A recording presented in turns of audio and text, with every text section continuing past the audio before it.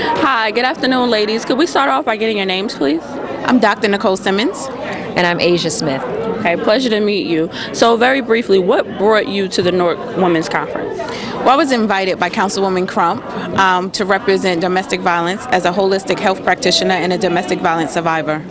Okay. And you? Hi, I was actually invited by the City Council as well in regards to the work that we do in the city for victims and survivors of domestic violence. Okay, and when you say the work that we do, that makes me think that it's more than one. So who is the we? Absolutely. I represent an organization called R.E.I.G.N, and I know most people think about Prince when they hear Purple Rain. I do. But the reality is purple is the color of royalty and healing and love, but it is also the color, sadly, that represents domestic violence. And the word REIGN is an acronym spelled R.E.I.G.N for Restoration, Empowerment, Integrity, Grace, and Nobility. I am an overcomer of domestic violence, and so the we is an organization of us, that works specifically with victims and survivors of domestic violence and sexual assault.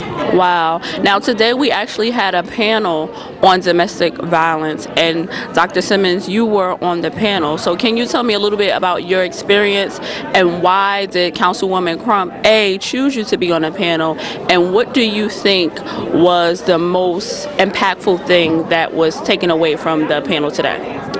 Well, I think I sat on a panel representing the other side of domestic violence. I'm an attorney as well as a medical doctor, as well as a holistic health practitioner, and people don't look at that as being statistically the face of domestic violence. We tend to put a face on it that it doesn't have as poverty-stricken, women that's underprivileged in the projects or so, and that's not the case. Domestic violence has no color, no face, no religion. It hits us all. So in serving on the panel, I just told my story. I am permanently deaf and blind on my left side, as well as suffered brain damage on the left side of my brain because of domestic violence. I was in a coma for 2 weeks.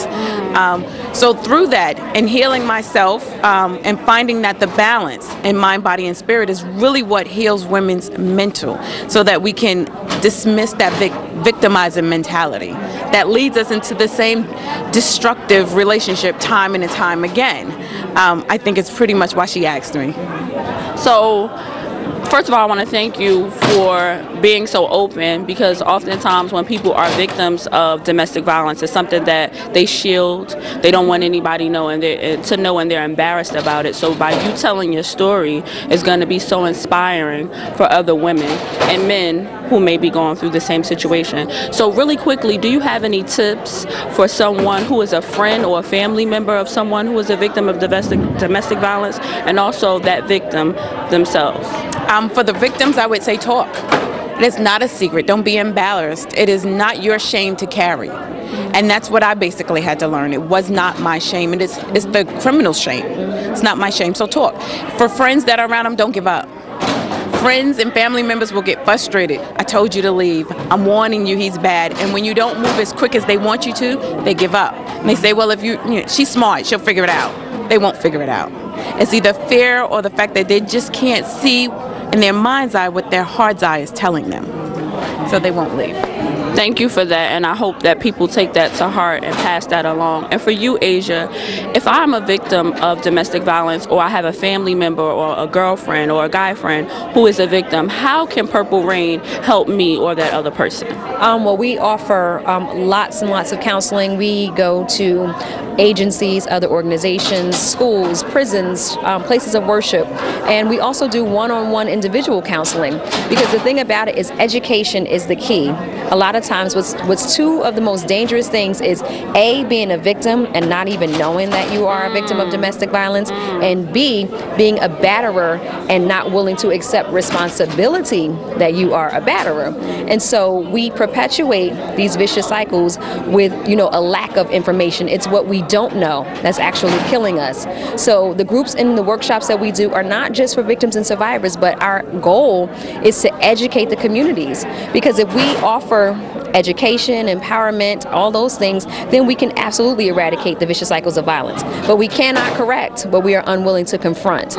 So people can contact us at 973-93-PURPLE. very easy to remember. We're working on our website. Can you repeat that again? Sure, it's 973-93 Purple, and our website is under construction, but people can also log on to www.purplereign.org for more information, and we would love to work with anyone, empower them, give them information, and like Dr. Nichole said, it is not your shame.